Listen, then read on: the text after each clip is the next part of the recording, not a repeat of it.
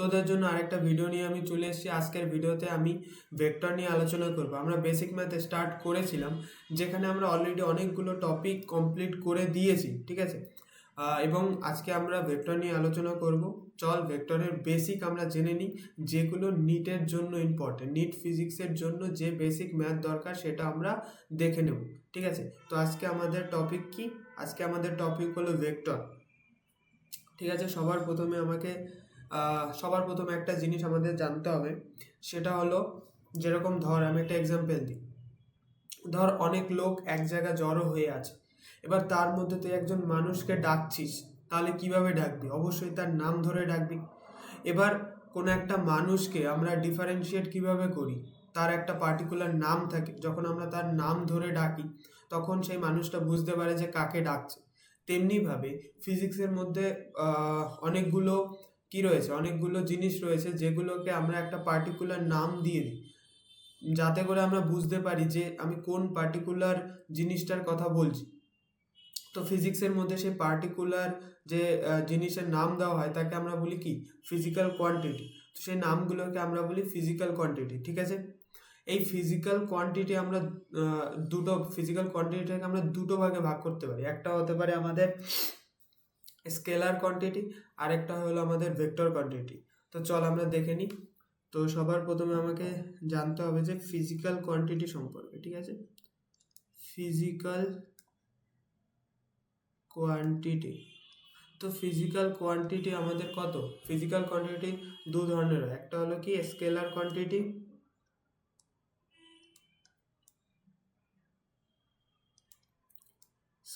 Quantity, আরেকটা কি? আরেকটা হলো আমাদের ভেক্টর কোয়ান্টিটি।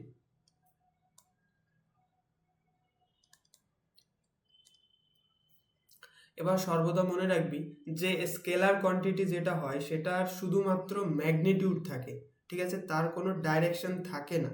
তো স্কেলার কোয়ান্টিটির ক্ষেত্রে শুধুমাত্র আমার কি থাকে?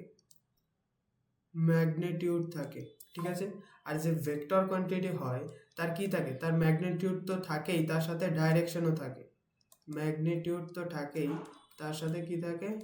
আমার ডাইরেকশন থাকে, ঠিক আছে। তো স্কেলার কোয়ান্টিটির ক্ষেত্রে শুধুমাত্র তার কি থাকে? ম্যাগনিটিউড থাকে। আর ভেক্টর কোয়ান্টিটির ক্ষেত্রে কি থাকে? তার শুধু ম্যাগনিটিউড প্লাস ডাইরেকশন দুটোই থাকে। আর যে আমাদের স্কেলার কোয়ান্টিটি হয় তার এক্সাম্পল কি হয়? স্কেলার কোয়ান্টিটির এক্সাম্পল হয় যেরকম ধর মাস, ঠিক আছে, যেরকম ধর টাইম। বুঝতে পারলি? এবার যে ভেক্টর কোয়ান্টিটিটা হয় তার ক্ষেত্রে কি কি হয়? ভেক্টর কোয়ান্টিটির ক্ষেত্রে হয় তোর এক্সাম্পল হলো ফোর্স। দেখ, যখন তোকে আমি একটা ধাক্কা দেব, আমি যেদিকে ধাক্কা দেবো সেই দিকেই ফোর্স অনুভব হয়, তার অন্য দিকে কিন্তু ফোর্স অনুভব হয় না। তো কি ফোর্স একটা কি ভেক্টর কোয়ান্টিটি, তার একটা মান রয়েছে, এবং আমি যেদিকে ধাক্কা মারবো বা যেদিকে ফোর্স প্রয়োগ করব সেই দিকেই ফোর্সের ক্রিয়াটা কি অনুভব হয়। বুঝতে পারলি? তারপরে কি ডিসপ্লেসমেন্ট, এটা তোর কি এক্সাম্পল। এবার আমরা যে ভেক্টর কোয়ান্টিটি রয়েছে,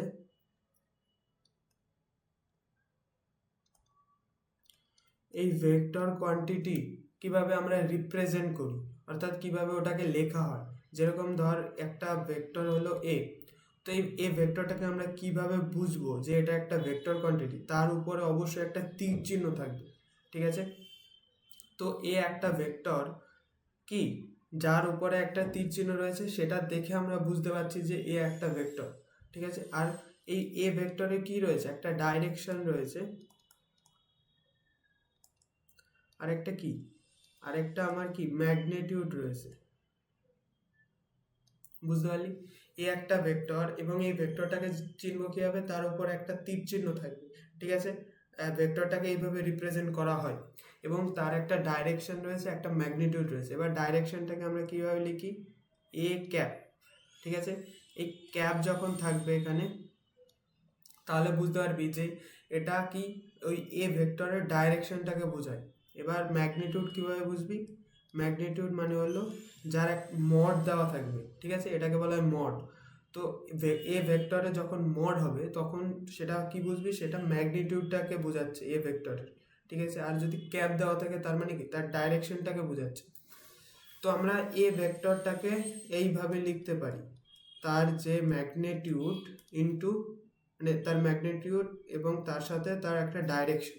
তো এই ভেক্টরটাকে আমরা এইভাবে লিখতে পারি। এবার যদি কেউ বলে যে এ ভেক্টরের ডাইরেকশন বার করো, এ একটা ভেক্টর, তার ডাইরেকশন, তাহলে এ ভেক্টরের ডাইরেকশন আমাকে বার করতে গেলে কি করতে হবে, যে আমার এ ভেক্টর রয়েছে তাকে আমরা কি করব, যে এ ভেক্টরে যে মড রয়েছে তা দিয়ে আমরা কি তাকে ডিভাইড করব, তখন আমরা কি পাবো, এ ভেক্টরের ডাইরেকশন।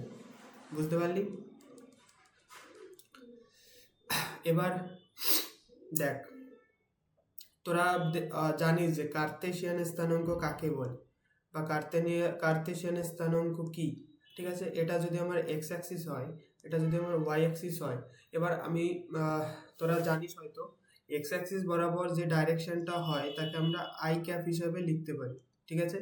এবার ওয়াই অ্যাক্সিস বরাবর যে ডাইরেকশনটা তাকে আমরা কি জে ক্যাপ হিসাবে লিখতে পারি। বুঝতে পারলি? এবার যদি এই এক্স ওয়াই প্লেনের উপরে কোনো একটা পয়েন্ট পি যদি আমি ধরি, সেই পিটার যদি আমরা স্থানাঙ্ক দেখি, সেটা যদি হয় x1 অ্যান্ড y1, তাহলে তার মানে কি, আমার এক্স অ্যাক্সিস বরাবর আমি কি x1 দূরত্ব গেছি অ্যান্ড ওয়াই অ্যাক্সিস বরাবর আমরা কি y1 দূরত্ব গেছি। তো এটাকে যদি আমি ভেক্টর হিসাবে লিখি, p ইকুয়াল টু x1, তার কি, তার একটা মান এক্স অ্যাক্সিস বরাবর, এবং এক্স অ্যাক্সিসের ডাইরেকশন কি আই ক্যাপ, তেমনিভাবে ওয়াই অ্যাক্সিস বরাবর মান তার কি ওয়াই অ্যাক্সিস বরাবর ডাইরেকশন। তাহলে পি, এই যে পয়েন্টটা, এটাকে আমরা এইভাবে লিখতে পারি। এবার যদি বলে এই পি ভেক্টরের যদি আমাকে ডাইরেকশন বার করতে বলে, ঠিক আছে, প্রথমে আমরা যদি পি ভেক্টরের ম্যাগনিটিউড বার করতে বলে তাহলে আমরা মড করব, আর মড করলে কি হয়, এখানে আমার রুট হবে, রুট হওয়ার পরে কি x1 তার হোল স্কোয়ার হবে প্লাস y1 তার হোল স্কোয়ার হবে, মানে এক্স অ্যাক্সিস বরাবর যে ম্যাগনিটিউডটা থাকবে তার স্কোয়ার হবে প্লাস ওয়াই অ্যাক্সিস বরাবর যে ম্যাগনিটিউড থাকবে তার স্কোয়ার হবে, এবং তার উপরে রুট হবে। তখন আমরা কি পেয়ে যাব, তার ম্যাগনিটিউডটা পেয়ে যাব পি ভেক্টর। এবার যদি বলে পি ভেক্টর ডাইরেকশন কীভাবে পাবে, তাহলে পি ভেক্টরের ডাইরেকশন আমরা অলরেডি দেখেছি যে পি ভেক্টর, তাকে যদি আমি তার যে ম্যাগনিটিউড রয়েছে সেটা দিয়ে যদি ডিভাইড করি, তাহলে আমরা কি পি ভেক্টরের ডাইরেকশন পেয়ে যাবো, ঠিক আছে। তো এখানে তুই বসা, আর নিচের জায়গায় এটা বসিয়ে তারপরে বুঝতে পারবি যে পি ভেক্টরের ডাইরেকশন কত আসবে। তো আমরা এখানে বসিয়ে দেখি যে X one I cap plus Y one J cap by কি root over x1 square plus কি y1 স্কোয়ার। বুঝতে পারলি? এবার যদি বলা হয় যে কি xyz এর উপরে কোনো একটা পয়েন্ট, কার্তেশিয়ানের স্থানাঙ্ক, আমি যদি 3D কার্তেশিয়ানের স্থানাঙ্ক এরকম আঁকি, এটা হলো এক্স অ্যাক্সিস, এটা হলো আমার ওয়াই অ্যাক্সিস। এক্স অ্যাক্সিস বরাবর কি হয় আই ক্যাপ, ওয়াই অ্যাক্সিস বরাবর কি হয় জে ক্যাপ, আর জেড অ্যাক্সিস বরাবর আমি যদি ধরি জেড, এটা কি কে ক্যাপ। বুঝতে পারলি? এবার দাঁড়া, ঠিক আছে,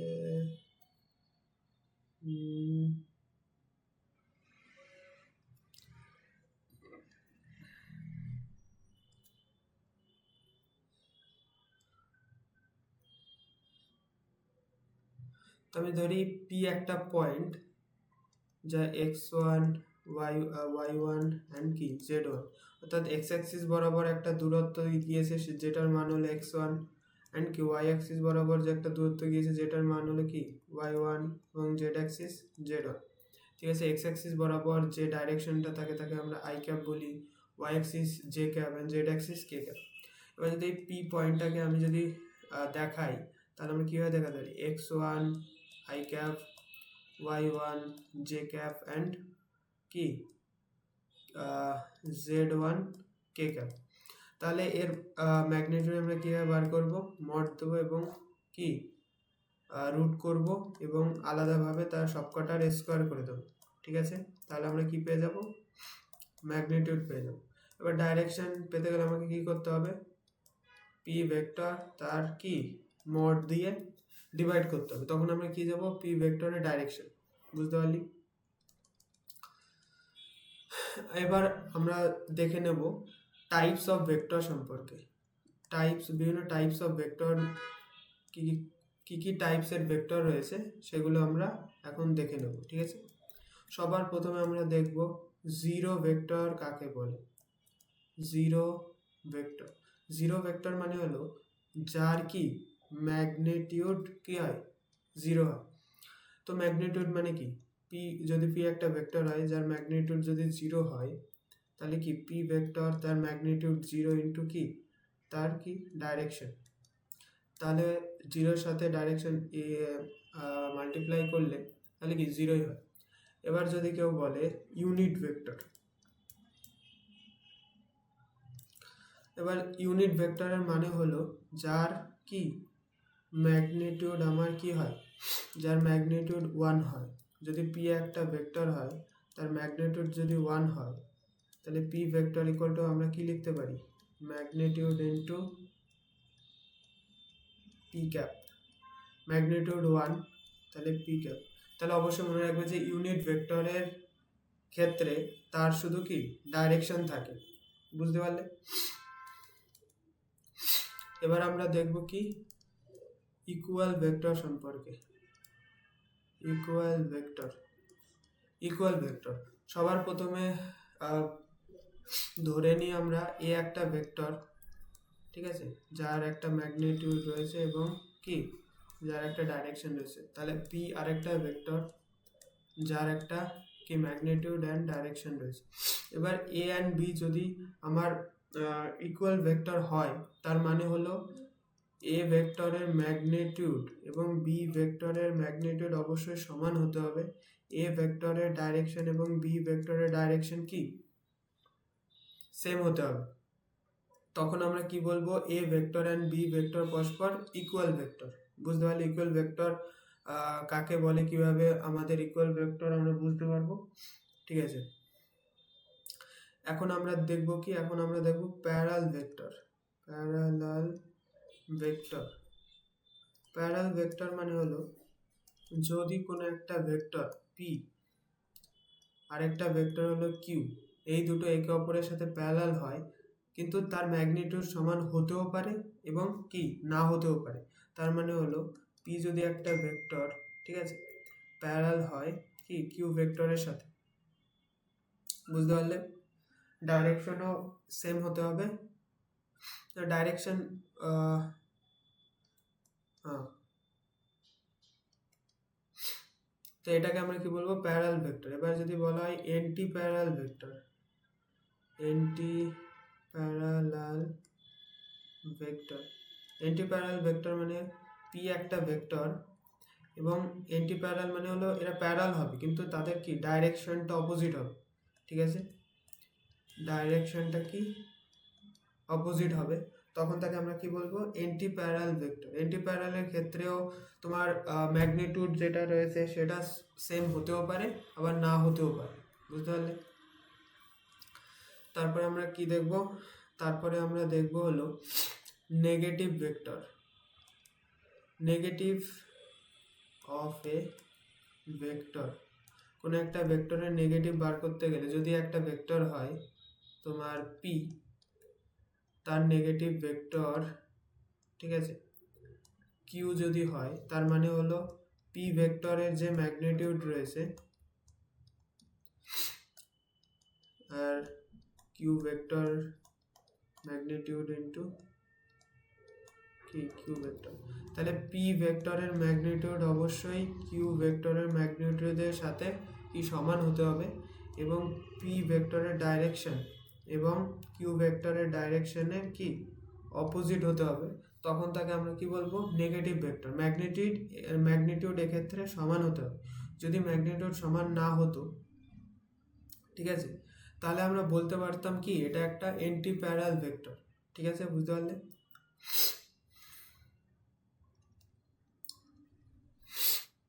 তারপরে আমরা কি দেখব, তারপরে আমরা দেখব কোপ্লেনার ভেক্টর। কোপ্লেনার ভেক্টর। কোপ্লেনার ভেক্টর মানে কি?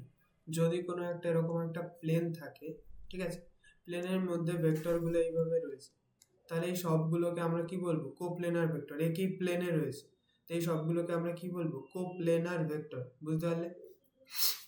এবার যদি বলা হয় অর্থোগোনাল ভেক্টর, অর্থোগোনাল